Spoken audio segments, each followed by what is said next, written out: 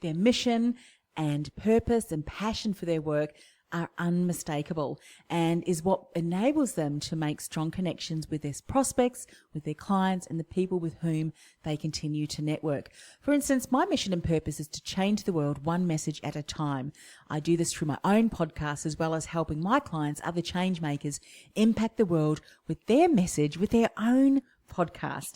And that's why I'm committed to helping my clients go from invisible to influential so they can impact the world in a much bigger way with their message. So my mission and my purpose determines the content for my blog posts, my podcasts, my videos, my books. Each message aims to convey inspiration, optimism, excitement, empowerment, and triumph.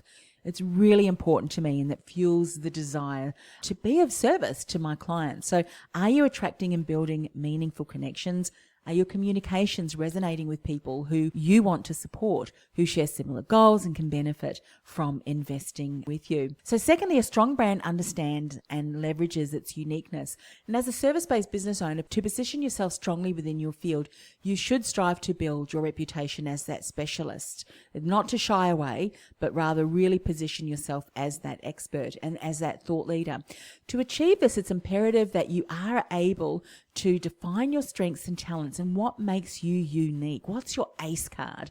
Whilst also feeling comfortable and confident in positioning yourself as a specialist. And unfortunately, many service-based business owners fail to truly understand what makes them unique.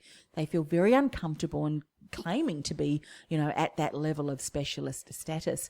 If you don't recognize the value that you offer your clients, how can you expect prospects to understand the benefits and the outcomes that they'll receive? So when a business owner doesn't generate the response they'd hoped for, what they then do is they increase their marketing. They say, I need to do more marketing. However, it's not the number of pieces of content that they're sharing. They have to actually go back and look at the message that they're sharing, because the message they're sharing is continuing to confuse prospects because they haven't got that clarity on their target market, their ideal client. And again, we're talking about niching here, aren't we? And so what happens is it's this unpleasant, vicious cycle that can lead to frustration and marketing burnout.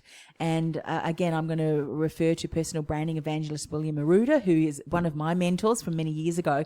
And he aptly states, personal branding is not about being all things to all people or trying to please all of the people all the time. It's about taking a stand and being comfortable knowing that some will not agree with your point of view. Of course, this does not mean being contrary for the sake of it either.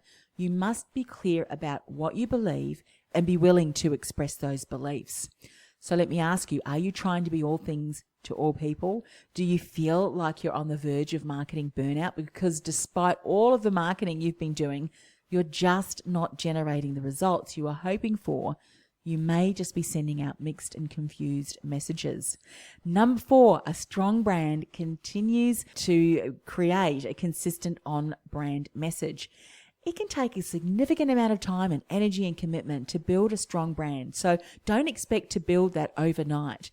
However, your brand and reputation can be tarnished overnight by an inappropriate post or a picture or a conversation that you have with members of your community.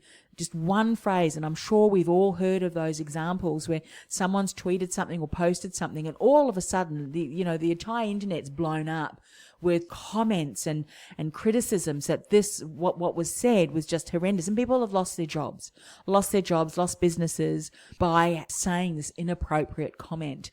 So you need to ensure that you've got key brand management and communication strategies to support you in maintaining that consistent on-brand message. Be mindful of what you post. Be mindful of your interactions with your community, the pictures you share, the groups you join, and the people you associate with. All of these things can negate all of the hard work that you've been doing if the message you send out is off-brand. And lastly, a strong brand continues to build solid relationships with its community. Are you interacting and sharing valuable information with your community? Are you responding promptly to your community's comments and questions? Do you thank them for sharing your messages with their extended community? These activities are things that you should be doing every day, or getting your team to at least alert you to, or if you've got someone who you trust fully with and they understand the experience and the brand voice that you are speaking, that you've given them the authority to be able to respond on your behalf.